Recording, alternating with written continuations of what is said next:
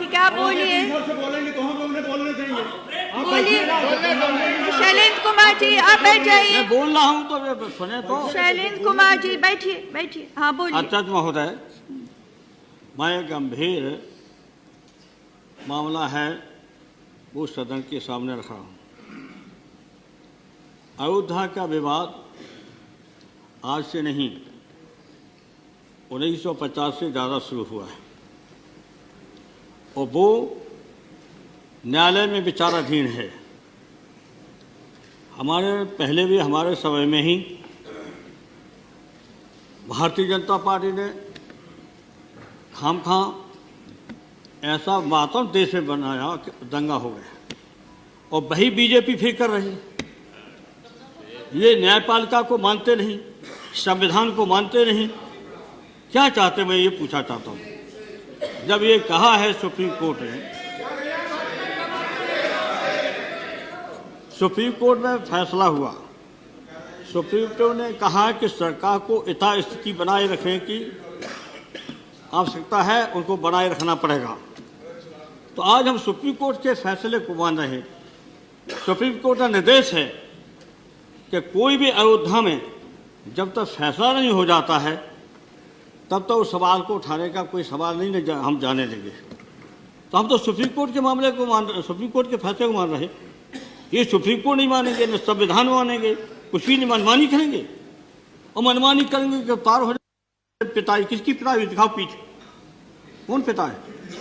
ये बता दो चोट किसकी लगी हो।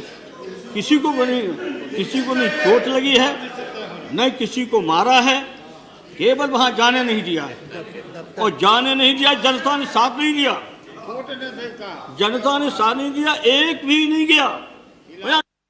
रोका गया, कौन कहता रोका गया? किसको रोका गया बताओ? मीडिया कर रहा, ये कर रहे हैं। बोले ये कहीं नहीं गए, उन्हें जा सकते थे, एक भी जनता ने साथ नहीं दिया। वहां संतों ने बाकायदा मीटिंग की और संतों ने इनकी निंदा की है। संतों ने निंदा की इनकी। Anything unparliamentary, I'll delete. I'll get the file, I'll delete it. बैठ जाइए। अगर संतों ने बाकायदा इनकी निंदा की, प्रस्ताव किया, संत इनके पक्ष में नहीं, और हाई कोर्ट ने बाकायदा आदेश दिया, जनता ने नकार दिया और जनता ने तो नकार ही दिया। तो एक आदमी नहीं मिला इनको, एक व्यक्ति भी नहीं मिला इनको। और हाई कोर्ट ने फैसला कर दिया कि कोई भी न्यायालय का जो आदेश है उसका पालन करना पड़ेगा। तो सरकार न्यायालय का आदेश का पालन कर रही है, संविधान का पालन कर रही है। और ये न तो संविधान मान रहे हैं और न न्यायालय की बात मान रहे हैं, और यहाँ आकर के हमारे दफ्तर को तोड़ दिया। इससे गंभीर बात क्या हो सकती है? हमारे दफ्तर पर हमला किया, वो तो अच्छा रहा, कोई नेता नहीं थे, हमारे कर्मचारी भागे पीछे थे।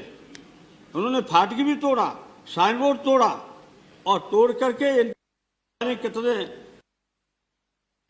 और बात करते हैं शिष्टाचार की, बात करते हैं मानवता की। इधर जाएगी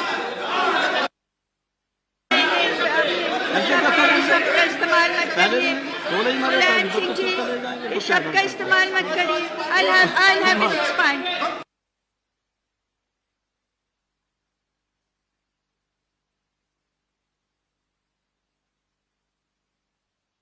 इस शब्द का इस्तेमाल मत करिए। का पालन कीजिए, संविधान का पालन कीजिए। मनमानी करेंगे, मनमानी करोगे, मनमानी करोगे तो आपको सजा भुगतोगे, पिटाई हो जाएगी। इसी का बात है। जो ये शब्द है इसका इस्तेमाल हमारी मत करिए। सरकार ने संविधान का पालन किया है, हमारी सरकार ने उच्चतम न्यायालय के निर्देश का पालन किया है और ये निर्देश पालन करने पर ये सबके सब न न्यायालय को मान रहे हैं, संविधान को मान रहे हैं। क्या मान रहे हैं? कर रहे हैं। और ये जो आज अयोध्या का सवाल शांतिपूर्ण तरीके से संतों ने साथ नहीं दिया इनका, संतों ने निंदा की इनकी, जनता ने कोई साथ नहीं दिया। अब रह गए अकेले खड़े। अब जब खड़े रह गए तो कोई बहाना ढूंढ रहे। बताइए कौन गया था, किसने गिरफ्तार किया? बताओ कहाँ मारा? तो ये कहाँ मारा बताइए। दिखा चोट यहाँ, चोट दिखाओ, चोट दिखाओ, कहाँ चोट लगी तुम्हारी? अरे कपड़े उतार, चोट दिखा। अरे इसलिए अध्यक्ष महोदय इनको समझाइए, पूरा सदन से मेरी अपील है। ये दंगा फसाद देश में करना चाहते हैं। अब इनके साथ वोट कोई है नहीं, अब एक ही मुद्दा बचा है कि दंगा करो, और दंगा के आधार पर वोट लेना चाहते। वोट की राजनीति आप करना बंद करो, और आप धर्म की बात करते हो और अधर्म करते हो, अधर्म करते हो। अब समाप्त करिए। इसे मैं पूछा चाहता क्यों गए? समाप्त करिए मुलायम अयोध्या सिंह का जी, मुद्दा हो क्यों गई उठाया? आपकी बात। राम को बदनाम मत करो, राम को बदनाम मत करो, बोलिए। राम को बदनाम तो आप ये कर ही नहीं पाएंगे। राम ने तो उनका इंतजाम कर दिया अच्छी तरह से, और हिम्मत पड़ी नहीं। अब जनता को बहला रहे, जनता ने साथ नहीं दिया, और इनका आता पता नहीं चला, ये जाने कहाँ छिप गए, और अखबार में बयान देते रहते हैं। रात रात खबर मीटिंग की, और समाप्त करिए। एक नेता ने रात भर 2 रातें मीटिंग की, एक भी व्यक्ति जाने को तैयार नहीं हुआ। तो अध्यक्ष महोदय, खिंचानी बिल्ली खम्मा नोचे, बस ये है कि खिंचा गए, कोई साथ देने वाला नहीं है। अयोध्या में शांति है, अयोध्या की जनता ने साथ दिया, उत्तर प्रदेश की जनता ने साथ दिया, हमारे पुलिस प्रशासन ने बहुत अच्छा इंतजाम किया। इसके लिए उनके लिए बधाई, धन्यवाद, और सब दल के नेताओं से हमारी अपील है इस मामले हमारा साथ देना। योगी आदित्यनाथ, श्री योगी आदित्यनाथ। अध्यक्ष महोदय, अध्यक्ष महोदय, माननीय श्री मुलायम सिंह जी ने अभी जो बात यहाँ पर कही है, और मुझे अच्छा लगा कि लालू जी आज उनका समर्थन कर रहे हैं। प्रधानमंत्री के लिए भले ही उन्होंने समर्थन न किया हो, लेकिन आज समर्थन कर रहे हैं, पता नहीं किस बात के लिए। लेकिन मैं आपके माध्यम से पूरे सदन का ध्यान आकर्षित करना चाहता हूं उन मुद्दों की ओर जो आज भी सदन की मर्यादा के विरुद्ध यहां पर बातें हो रही हैं, और किस प्रकार से गुमराह किया जा रहा पूरे देश को। अयोध्या में 3 प्रकार की परिक्रमाएं होती हैं, पंचकोसी, 14 कोसी और 84 कोसी। और महोदय, उसी परंपरा के अनुसार 84 कोसी परिक्रमा देश के संतों ने प्रयागराज महाकुंभ के अवसर पर 10,000 संतों ने वहां पर तय किया था, और उसी के अनुसार परिक्रमा का यात्रा का कार्यक्रम तय हुआ था।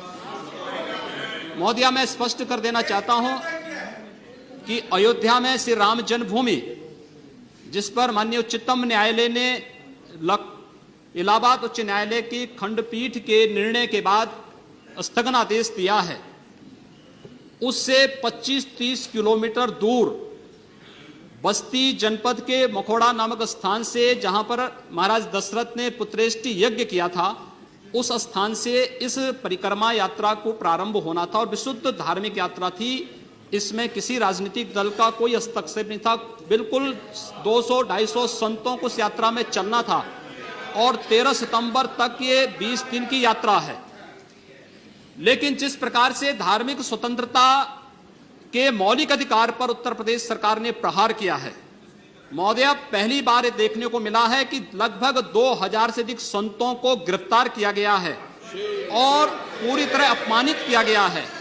यहां तक कि अयोध्या जी में सरयू जी का स्नान करने वाले जो संत ऐसे हैं जो केवल सरयू जी का स्नान करते हैं, उसी का जल का ग्रहण करते हैं, उन्हें वहां सरयू जी का पूजन नहीं करने दिया गया, स्नान नहीं करने दिया गया, जबरन उठा करके बंद कर दिया गया, उन पर लाठियां चलाई गई हैं, पूरी तरीके से अपमानित करके। सबसे पहले तो सरकार ने हमारे संवैधानिक और मौलिक अधिकारों का हनन किया है।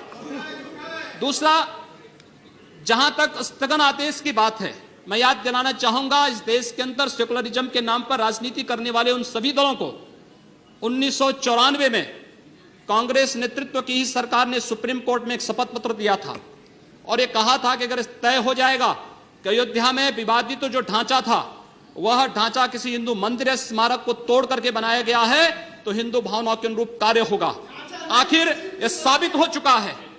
अयोध्या में 30 सितंबर 2010 को इलाहाबाद उच्च न्यायालय की लखनऊ खंड पीठ की पूर्ण पीठ ने जो फैसला दिया है, उसमें तीनों जजेस ने एक स्वर से कहा है कि विवादित भूमि ही राम जन्मभूमि है, और जब विवादित भूमि राम जन्मभूमि है तो फिर उसके लिए कानून बनाने की मांग इस देश का संत समाज कर रहा है, कोई पाप नहीं कर रहा है। हम अपने हक को मांग रहे हैं और हम यही मांग कर रहे हैं कि अयोध्या में राम जन्मभूमि पर भव्य मंदिर का निर्माण होना चाहिए, कानून इस सरकार को लाना चाहिए, क्योंकि सुप्रीम कोर्ट में शपथ पत्र कांग्रेस नेतृत्व की सरकार ने उस समय दाखिल किया था और उसी क्रम में हम मांग कर रहे हैं। और संतों को उनके हकों से वंचित किया जा रहा है, उनके धार्मिक यात्रा को प्रतिबंधित किया जा रहा है, उन्हें अपमानित किया जा रहा है। और किस समाजवाद की बात मुलायम सिंह जी कर रहे हैं, किस संविधान की बात कर रहे हैं? ये समाजवाद है। स्वयं राष्ट्रीय अध्यक्ष हैं, इनके 2 भाई महासचिव हैं, इनका पुत्र प्रदेश अध्यक्ष है। कौन से समाजवाद की बात करते हैं? परिवारवाद की बात करते हैं। बेवकूफ बना रहे देश को, ये केवल देश को बेवकूफ बनाने का कार्य कर रहे हैं और बेवकूफ बना करके समाजवाद के नाम पर समाज को बेवकूफ बना करके सेकुलरिज्म की धज्जियां उड़ा रहे हैं। 30 दंगे उत्तर प्रदेश के अंदर हो चुके हैं। मोदी 1 वर्ष में 30 बड़े-बड़े दंगे, हर दंगे में हिंदू प्रताड़ित हुआ है, हिंदू जेल में बंद हुआ है। और ये सरकार परंपरा की बात करती है। किस परंपरा की बात इस सरकार कर रही है? कि आतंकवादियों के खिलाफ दायर मुकदमों को वापस लेना कौन सी परंपरा का हिस्सा है? ये सरकार उत्तर प्रदेश के अंदर जिस प्रकार से सरकारी जमीनों को कब्रिस्तान के नाम पर आवंटित कर रहा है, कौन सी परंपरा का हिस्सा है? जिस प्रकार से वहां के गरीबों, वहां के पिछड़ी जाति, वहां के अनुसूचित जाति के हकों पर डकैती डला करके ये सरकार जिस प्रकार से जंगल राज कायम की उत्तर प्रदेश के अंदर, आखिर वो किस परंपरा का हिस्सा है? और इसीलिए मैं आज के इस माध्यम से आपसे अनुरोध करना चाहूंगा, उत्तर प्रदेश सरकार ने उत्तर प्रदेश के अंदर हमारी धार्मिक भावनाओं का अपमान किया है, संतों को अपमानित किया है। इस सरकार को रहने का अधिकार नहीं होना चाहिए, इसे तत्काल बर्खास्त किया जाना चाहिए। आपसे मैं ये अनुरोध करूंगा कि भारत सरकार से मैं ये मांग करूंगा, ये सरकार लड़ाने का कार्य कर रही है, यह केवल मुस्लिम जिहादी आतंकवाद को प्रश्रय दे करके हिंदुओं को अपमानित करके संतों का अपमान करना चाहती है। और इसीलिए 84 कोसी परिक्रमा को इसने रोका है। मोदिया, जितनी फोर्स वहां लगाई गई उसका दशांश भी मोदिया उसका केवल दशांश भी केवल सुरक्षा के लिए देखी। 200-250 संत अपनी धार्मिक यात्रा को शांतिपूर्ण ढंग से निकालते। इस सरकार ने यात्रा पर रोक लगा करके उत्तर प्रदेश के अंदर 10 करोड़ लोगों को पीड़ित किया है, अपमानित किया है, उनको परेशान किया है। और यही नहीं, यह सरकार लगातार हिंदुओं को अपमानित करने का कार्य कर रही है। और इसीलिए मैं आपके माध्यम से अनुरोध करूंगा, इस सरकार को रहने का कोई अधिकार नहीं, इसे बर्खास्त किया जाना